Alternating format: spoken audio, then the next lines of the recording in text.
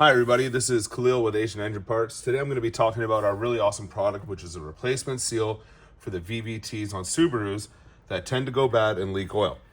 Now, our remanufacturers came to us and they said, hey, we don't want to buy brand new pieces. We want to rebuild them and reuse them, but we don't want it to leak. So what was found is that the seal that's inside here, this seal here will leak. And then it'll also get gunked up. So what they do is they open it up, clean everything, clean the surface, remove all old gasket, and then install our new replacement seal, put it all back together, and you are good to go. No more oil leaks. You don't spend $150 per side. It's really simple to remove. Now, the only thing you're going to need, besides cleaning products, 5-point safety